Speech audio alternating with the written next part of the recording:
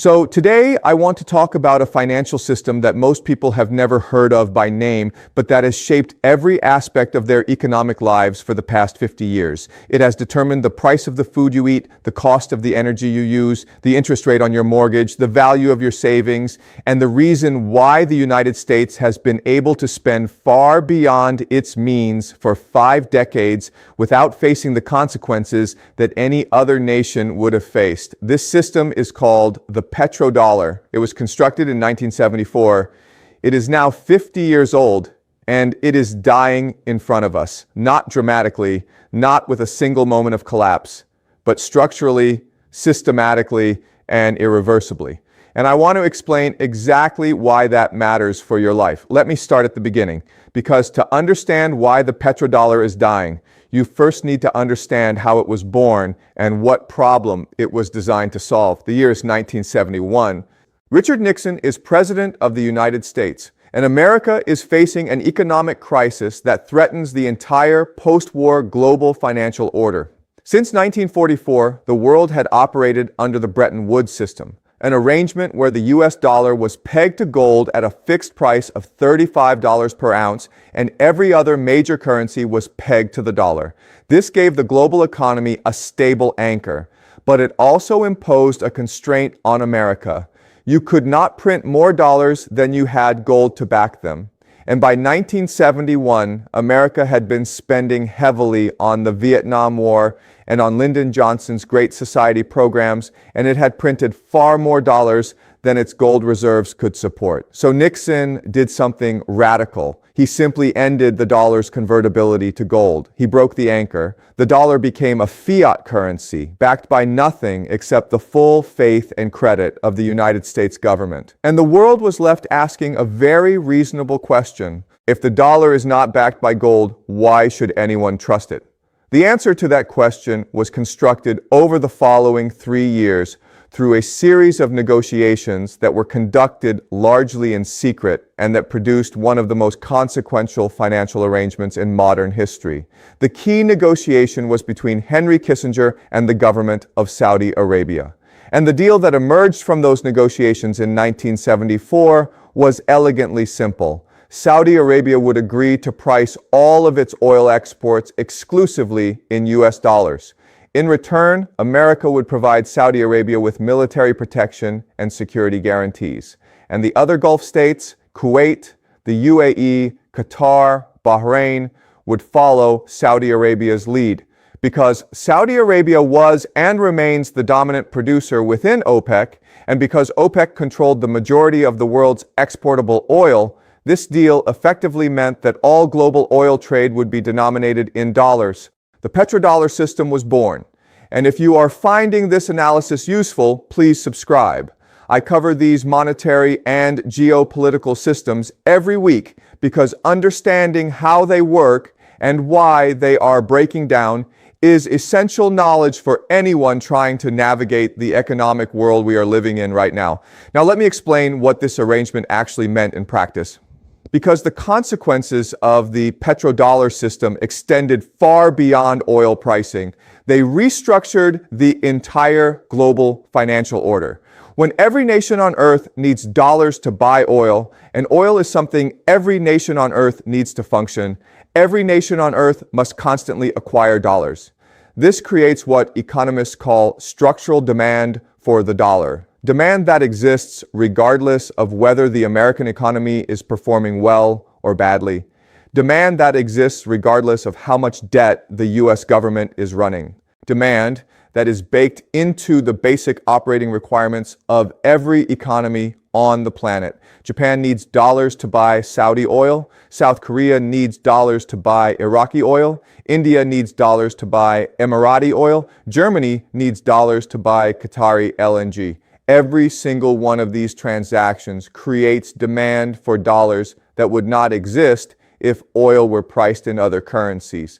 And the Gulf states, accumulating billions and then hundreds of billions of dollars from oil sales, recycled those dollars back into the American financial system. They bought US Treasury bonds. They invested in American real estate, American equities, American financial instruments.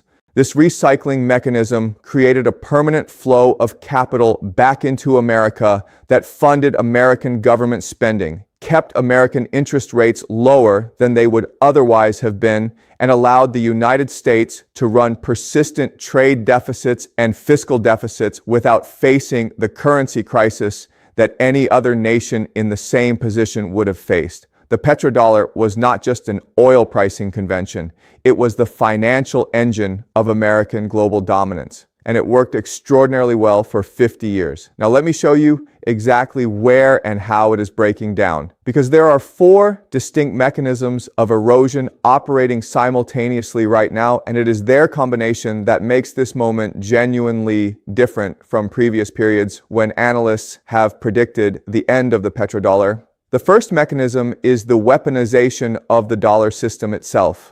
In March 2022, following Russia's invasion of Ukraine, the United States and its allies froze approximately $300 billion of Russian central bank reserves held in Western financial institutions.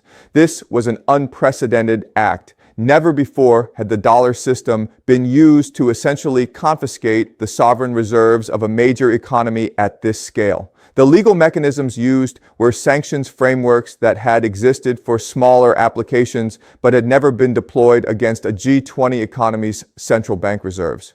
And the immediate consequence was not what American policymakers intended. Instead of isolating Russia and demonstrating the power of the dollar system, this decision sent a signal to every other central bank in the world. The message was this: dollar reserves held in Western institutions are not safe if you fall out of favor with Washington.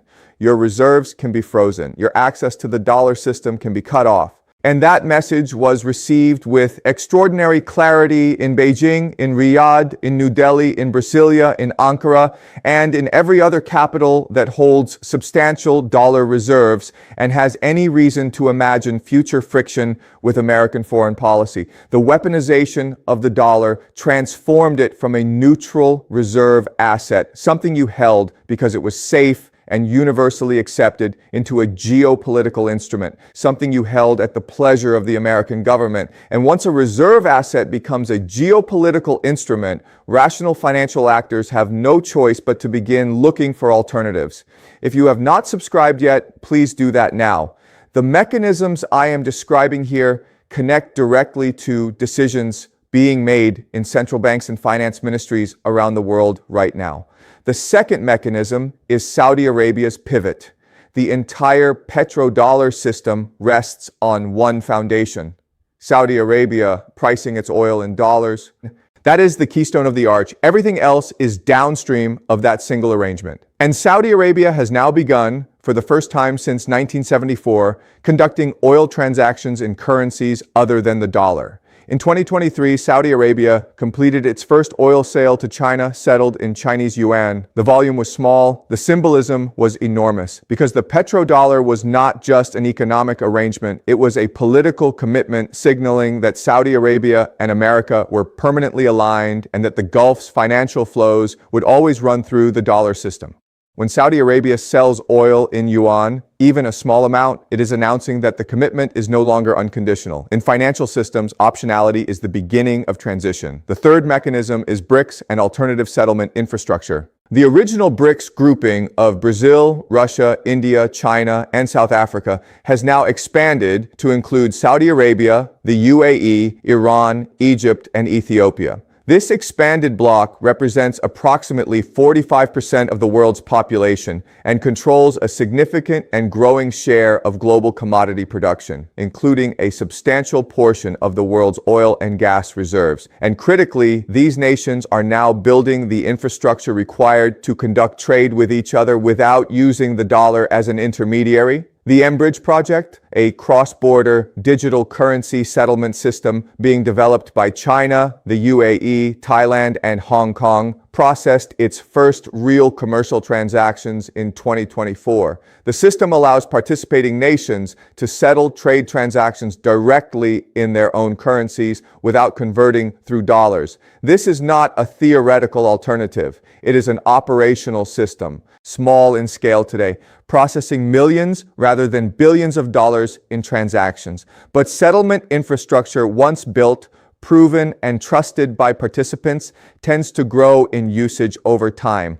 The fixed cost of building the alternative has already been paid. The marginal cost of expanding its use is low, and every major transaction completed through M-Bridge or similar systems is one fewer transaction that requires dollars, one fewer node of demand in the network that has sustained the petrodollar for 50 years. The fourth mechanism is the arithmetic of American debt. The petrodollar system allowed America to borrow at a scale and cost that no other nation could have sustained. American national debt now stands at approximately $36 trillion. The annual interest cost on that debt is now running at over $1 trillion per year, exceeding the entire American defense budget. This debt is only serviceable because the world continues to buy American Treasury bonds at yields that reflect dollar reserve demand rather than pure American credit risk. If that reserve demand erodes, American borrowing costs rise. And rising borrowing costs on $36 trillion of debt create a fiscal spiral with no comfortable resolution.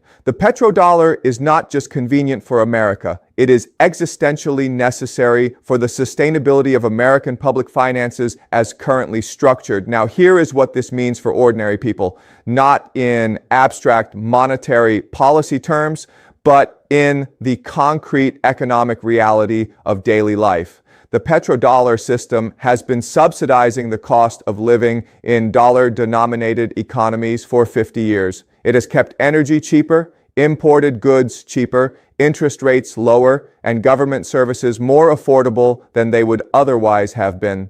The erosion of that system means the gradual unwinding of all those subsidies simultaneously. Energy costs more when dollar demand falls and oil producers price in other currencies that compete on different cost structures. Imported goods cost more when the dollar weakens relative to the currencies of producing nations.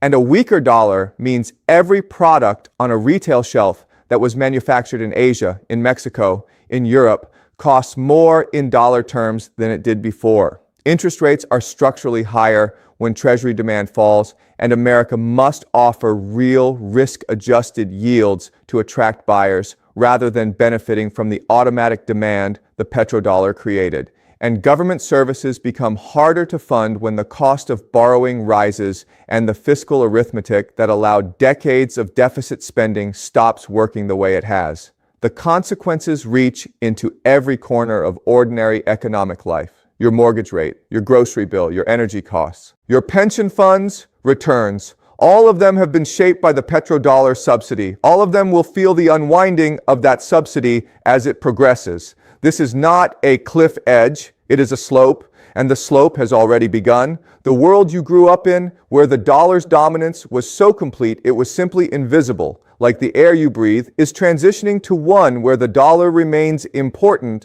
but is no longer unchallenged. That transition will take years and possibly decades to fully complete, but the direction is now established. The petrodollar turns 50 this year, and the question is no longer whether it will survive another 50. The question is how quickly it fades and how much of the economic comfort it created fades with it. Subscribe for more analysis of these monetary transitions explained clearly and plainly. And tell me in the comments, do you think the petrodollar can survive another decade, or is the transition already too far advanced to reverse now? See you next time.